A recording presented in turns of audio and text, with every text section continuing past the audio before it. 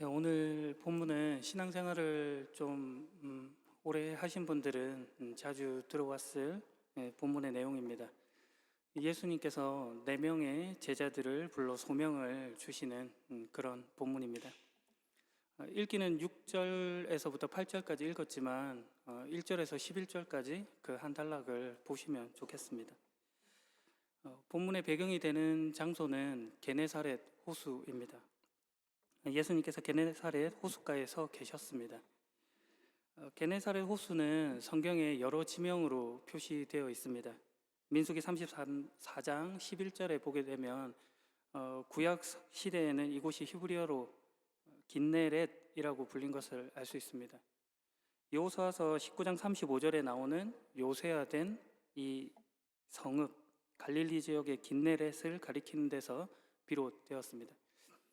유대 역사가인 요세푸스는 그의 글에서 이곳을 가리켜 그리스어로 겟네살이라는 용어를 사용했습니다. 이 호수의 모양이 수금, 그러니까 하프 같은 모양처럼 생겨서 이렇게 부른 것입니다. 또 이곳은 마태복음 4장 18절에 보면 우리 잘 알고 있는 갈릴리 바다라고 되어 있고, 요한복음 6장 1절을 보게 되면 디베랴 바다라고 또 되어 있습니다. 갈릴리라는 것은 원래 이 지역의 이름이고 디베랴라고 하는 것은 로마 황제 티베리우스의 이름에서 유래한 것입니다. 사실 이곳은 남북으로 길이가 약 20km 정도 되고 동서로는 12km 정도 됩니다. 면적으로 따지면 대략 144km 정도 되는 매우 큰 호수인 것이죠. 그 둘레를 제가 보면 한 54km 정도 되는데 걷거나 이렇게 달리기를 하려면은 그 코스를 따라 돌면 한 60km 정도 됩니다. 그러니까 산책 삼아 한 바퀴 돈다 이렇게 생각하기 참 어려운 그 정도의 크기라고 가늠해 볼 수 있겠습니다. 그래서 실상은 호수지만 바다라고 부를만 했던 것입니다. 그렇다고 이 말이 그들이 바다에 대해서 전혀 몰랐다거나 오해를 해서 그렇게 이름 붙였다는 뜻은 아닙니다. 갈릴리 북쪽은 이스라엘 교통의 요충지였습니다. 갈릴리에서 가버나움은 해변 에돔길의 교차로였기 때문에 북쪽의 갈릴리는 이방인들의 왕래가 매우 잦았습니다. 해변길을 걸어오면서 지중해 바다를 많은 사람들이 바라보았습니다. 그럼에도 불구하고 이곳을 바다라고 불렀을 만큼 그 위용이 대단했다 하는 것을 성경이 말해 주는 것입니다. 이스라엘 지역에는 2개의 호수가 있는데요. 하나는 사해이고 하나가 오늘 본문에 나타난 이 게네사렛 호수입니다. 게네사렛 호수의 물이 사해로 계속해서 흘러 들어가기 때문에 이 게네사렛 호수는 살아있는 물입니다.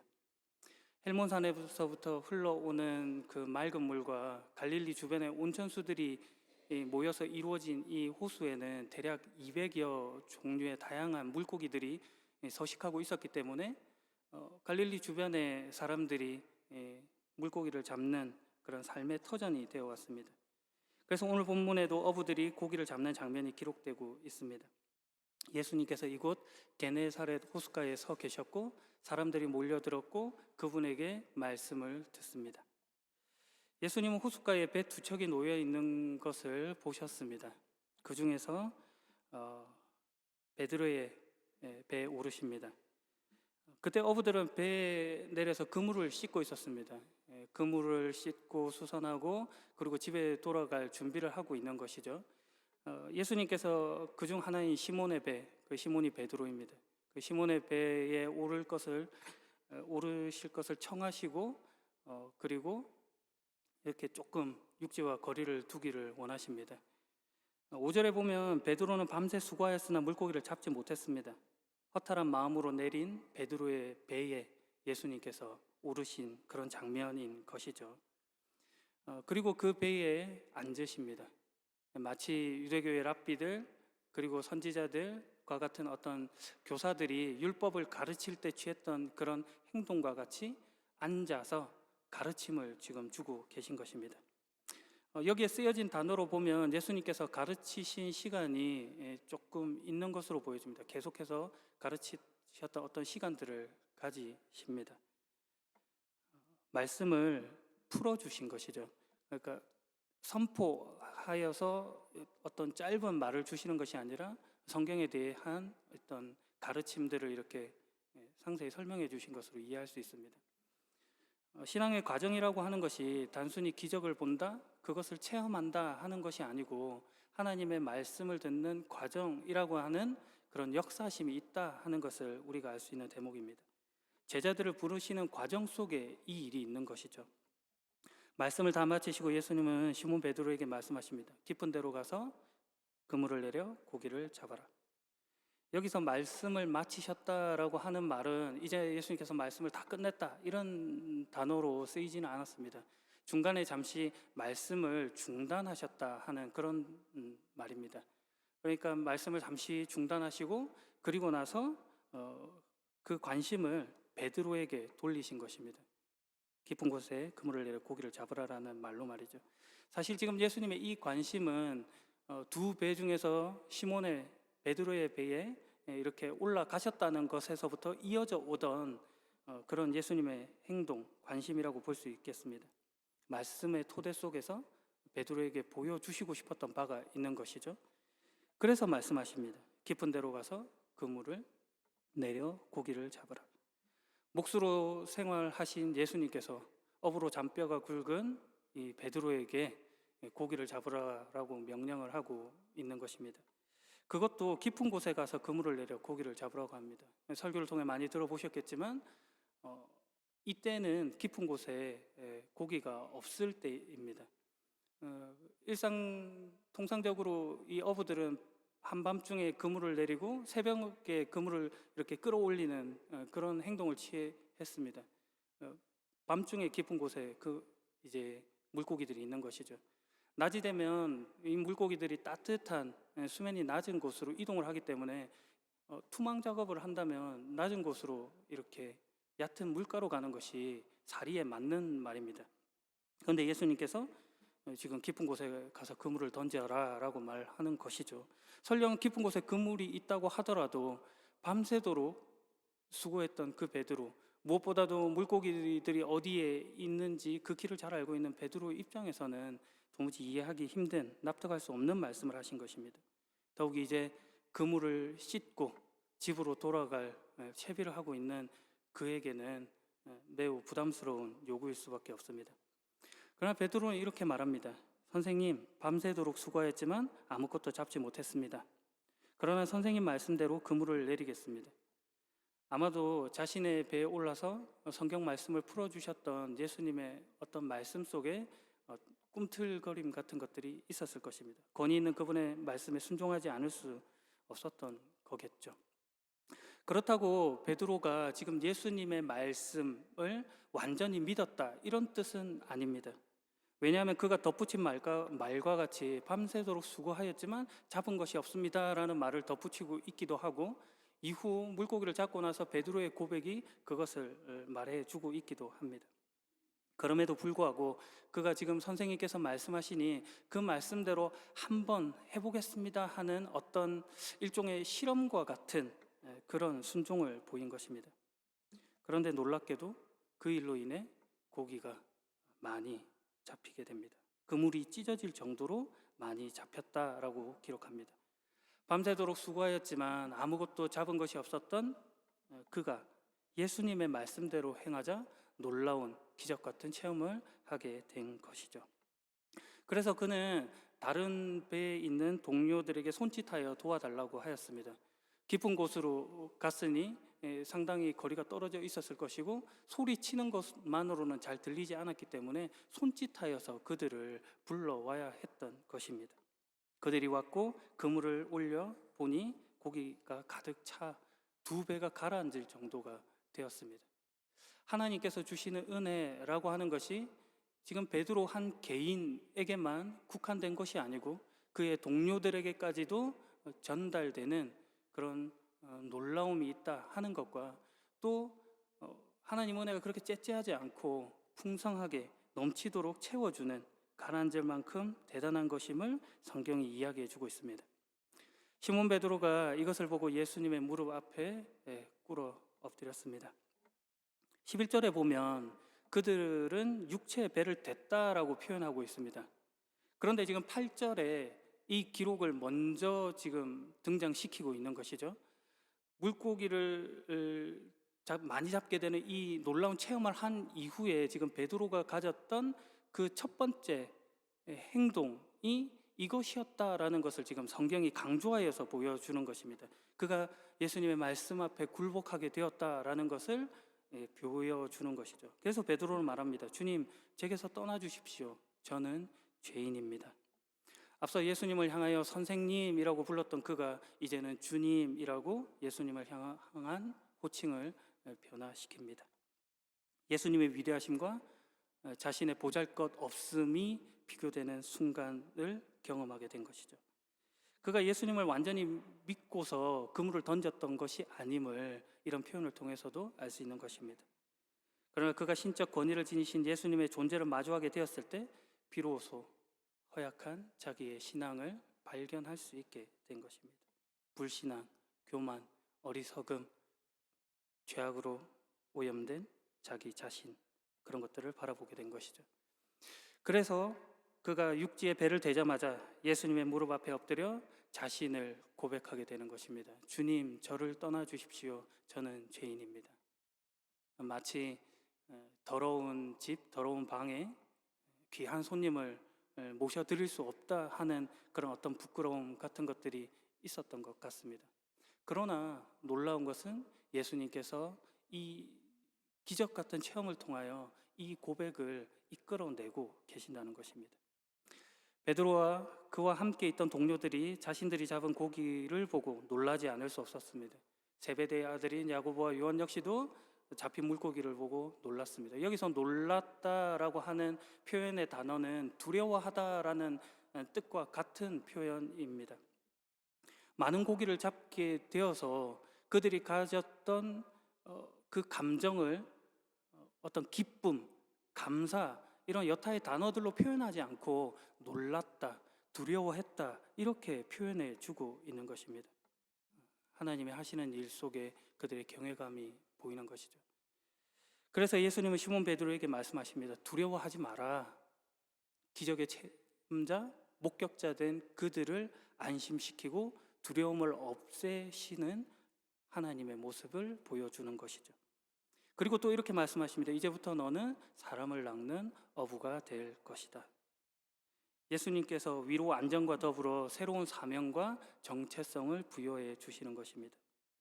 어부였던 베드로의 상황에 맞게 낚는다라는 말로 번역되어 있는 이 단어는 사로잡다, 취한다, 붙들다 하는 뜻이 있는 단어입니다. 신약 성경에서 오늘 본문과 함께 디모데후서 2장 26절 단 두 곳에만 쓰여져 있는 그런 단어입니다. 그 뜻을 보면 하나님의 소유가 되고 하나님의 뜻에 맞게 살게 되는 것을 지시하고 있음을 알 수 있습니다. 지금 예수님께서 베드로를 부르셔서 전도자의 삶을 통하여 하나님의 구원 사역의 동력자로 세우시고 계신 것입니다. 이제 그가 어부로서 손과 발을 사용하여 많은 일들을 했던 것과 같이 이제 하나님의 구원 사역에 그의 손과 발을 사용하는 자로, 그리고 잡힌 것이 없을 때 쉽게 포기하지 않고 다시금 그물을 던져 물고기를 가득 채웠던 것과 같은 그 일 가운데, 영혼 구원의 사역 가운데 이렇게 동참하기를 요청받고 있는 것입니다. 새로운 인생길로의 초대인 것이죠. 11절, 그들은 육지에 배를 댄 후 모든 것을 버려두고 예수님을 따라갔습니다. 모든 것을 버려두었습니다. 베드로와 그의 동료들이 예수님의 부르심을 받고 즉시 제자로서의 삶을 선택한 것입니다. 배와 그물과 생업, 가족, 익숙한 삶의 방식을 버리고 예수님을 따른 것입니다. 지금까지 그들이 수고했던 이유이고 목표였고 또 결과물이었던 가득 채워졌던 그 물고기 역시도 버려두고 예수님을 따랐습니다. 삶의 전적인 방향 전환이 일어난 것입니다. 일전에 그 당시 어부들의 지위에 대해서 말씀드린 적이 있습니다. 대개 어부들이 낮은 계층의 가난하고 무식한 자로 이해하는 경우가 많습니다. 그러나 꼭 그렇지는 않습니다. 예수님 당시의 사람들은 수직적인 구조 속에서 10가지 계층이 있었습니다. 그 중에서 가장 하층민으로 속하는 대상들은 15% 정도 되는 거지, 장애인, 범죄자, 창기 이런 사람들이 속하였고 도시 밖에 거주했습니다. 대부분 75% 정도의 중산층이라고 불릴 만한 곳에 어부가 포함되어 있었던 것이죠.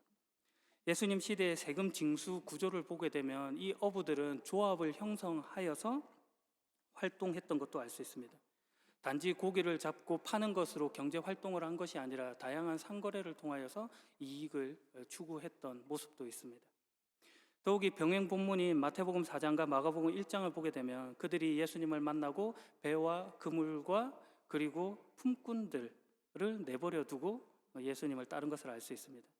배를 소유하고 있었다는 점에서 단순한 일용직 어부가 아니었다는 것, 선박업주로서 그들이 있었다는 것과 그리고 일꾼을 고용할 수 있었다는 점에서 그들의 경제적인 능력이 어느 정도 뒷받침되었다는 것을 알 수 있습니다.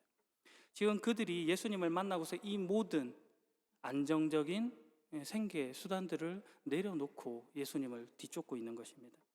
예수님을 따라간 뒤의 삶이 어떻게 될지 모르는 그 불확실성 속에서 예수님을 뒤따릅니다. 예수님의 능력을 경험할 때 우리 삶이 어떻게 변화되는지 그 강력함을 묘사해 주는 것입니다. 오늘날 예수님의 부르심 앞에 우리는 무엇을 내려놓을 준비가 되어 있으며 어떤 결단을 하고 있는지 뒤돌아볼 지점입니다. 주님께서 우리를 따라오라고 부르십니다. 이처럼 오늘 본문은 신자가 예수님을 만날 때 내어 보여야 될 인격적인 고백, 결단의 자세 이런 것들에 대해서 알려주는 본문입니다. 베드로가 놀라서 주님, 제게서 떠나 주십시오. 저는 죄인입니다. 라고 하는 그런 개인적인 그런 자기 고백 이런 것들이 필요함을 나타내 줍니다. 예수님 앞에 무릎 꿇는 그 경험이 분명히 있어야 함을 말해주는 것이죠. 그러나 오늘 본문은 한편으로 놓치지 말아야 할 것에 대해서 숨겨두고 있습니다. 그것은 지금 베드로의 고백과 같이 하나님은 한 죄인의 실존으로까지 침투해 들어오시는 분이라는 사실입니다. 한 개인이 가지는 가장 참혹한 현실, 상처받고 열악하고 무너진 그곳에 찾아오시는 분이 바로 우리 하나님이신 것입니다. 우리가 예수님을 필요로 하거나 간청해서가 아니라 우리가 아직 예수님을 알지 못하는 죄인이었을 때 예수님께서 우리에게 다가오신 것이라는 사실을 오늘 본문이 말해주는 것입니다. 이 말은 우리라는 존재가 다만 어떤 훌륭한 일을 해서야만 존귀한 자로 대접받는다는 뜻이 아닙니다. 우리는 대개 대단한 일을 해야만 우리가 가치 있는 사람이라고 생각합니다. 다른 사람을 평가할 때 역시도 그가 훌륭해야 한다고 판단하죠. 그러나 지금 예수님께서는 그렇게 오시지 않은 겁니다. 지금 베드로가 하는 고백과 같이 죄인에게 찾아오신 예수님, 내가 있는 자리, 내가 있는 형편에 그대로 오신 그 주님이신 것입니다. 그러니 그렇게 다가오신 예수님을 아는 것이 오늘 모든 것을 버리고 예수님을 따랐던 제자의 삶, 제자의 인생이라고 할 수 있겠습니다. 현실을 외면하고 이상세계로 나아갔다는 그런 뜻이 아닙니다. 나의 만족과 유익을 추구했던 그런 것들을 가지기 위해 애썼던 그 현실 속에서 자기 안에서의 갈등, 울고불고 했던 그것들, 그리고 경쟁하고 분노했던 그 모든 사람들이 있는 그 현실, 그 속에 지금 들어가 있는 것입니다. 그곳으로 가고 있는 것이죠. 나라는 존재의 그 연약함, 그 짐스러움, 그것을 그대로 가지고 다른 사람의 인생 현실 속으로 들어가 그들이 얼마나 하나님께서 찾으시는 존귀한 자들인가를 증언하는 그런 삶을 사는 것이 예수님을 따라 사는 인생인 것입니다. 그러므로 실제로 예수님으로 인해 그 앞에 무릎을 꿇은 하나님의 백성들이 해야 할 일은 현실을 면제받는 것이 아니고 주님께서 찾아오신 나라는 존재와 함께 누군가에게로 찾아가시겠다고 하는 예수님의 말씀에 순종하는 그런 삶인 것입니다. 그래서 내가 있는 자리가 결코 나 혼자 서 있는 자리가 아니라는 사실을 발견하는 것입니다. 하나님께서 함께하고 계시고 이웃이 곁에 있는 자리인 것을 알게 되는 것이죠. 이를 통해 우리가 알게 되는 것은 주님께서 우리를 찾아오신 것이 무엇인지를, 한 인생이라는 것 속에 어떻게 구체화되고 있는지를 비로소 발견하게 되는 것입니다. 이것이 바로 예수님 따르는 인생의 모습입니다. 그 인생 속에 찾아오신 예수님의 부르심에 응답하시는 여러분의 인생이길 소망합니다. 마지막 이야기로 설교를 마무리할까 합니다. 문득 오늘 본문을 보다가 이런 생각이 들었습니다. 오늘 본문의 서두에 많은 사람들이 몰려들었고 말씀을 듣고 있었는데 왜 그들 가운데서 제자를 삼지 않으시고 지금 그물 씻는 자기 일을 하고 있는 저들을 불러 제자를 삼으셨을까 하는 그런 생각을 해본 겁니다. 성경에 구체적인 어떤 답은 없습니다. 주권적인 하나님의 역사일 것입니다. 그러다 이런 생각을 해보았습니다. 예수님께서 말씀을 듣기 위해 몰려든 많은 사람들에게 나를 따르라 라고 말씀하신 적은 없었을까? 그들에게도 동일한 초청을 했는데 그들이 모든 것을 버려두고 예수님을 따르는 삶을 살겠다고 선택하지 않은 것은 아닐까 하는 생각을 해보게 되었습니다. 마치 누가복음 9장 57절 이하에서 어떤 사람, 예수님께서 나를 따라오라라고 했을 때 지금 제가 먼저 가서 아버지의 장례를 치르고 오겠습니다 라고 했던 그 율법학자나 누가복음 18장 18절 이하에 어떤 부자에게 네 재산을 팔아 가난한 자들에게 주고 너는 나를 따르라 라고 했을 때 가진 것이 많음으로 슬픈 기색으로 떠나갔던 그 어떤 지도자와 같이 부르심을 받았으나 그 초청에 응답하지 못한 것은 아닐까 하는 생각을 해본 것입니다. 우리도 역시 하나님 왜 저를 부르시진 않나요? 왜 저를 사용해 주시지 않나요? 라고 불만 섞인 소리를 내고 있지만 정작 하나님의 숱한 부르심 속에 이번만은 안 됩니다 라고 뒷걸음쳤던 모습은 아닌지 돌아보게 된 것입니다. 거기에 예수님께서 말씀하십니다. 그 뒷걸음질 치는 네 인생 가운데 내가 찾아왔다. 내가 너와 함께하기를 원한다. 우리 함께 가자. 그러니 오늘 우리가 예수님의 이 말씀에, 그 음성에 반응하여서 순종하는 인생이 되어야 할 것입니다. 주님 따르는 복된 삶 살아가시길 예수 그리스도의 이름으로 축복합니다. 기도하겠습니다.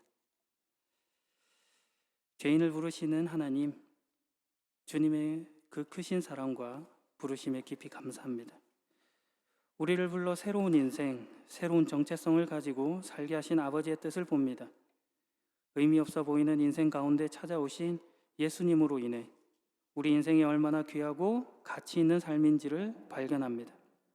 외면하거나 주저앉아 있는 인생이 아니라 예수님을 따라가는 인생 되겠습니다. 예수님이 항상 함께 하시는 인생임을 놓치지 않겠습니다. 그 사실을 증거하는 증인의 삶, 제자의 삶 살아가겠습니다. 오늘도 낮은 곳으로 임하신 예수 그리스도의 이름으로 기도합니다. 아멘.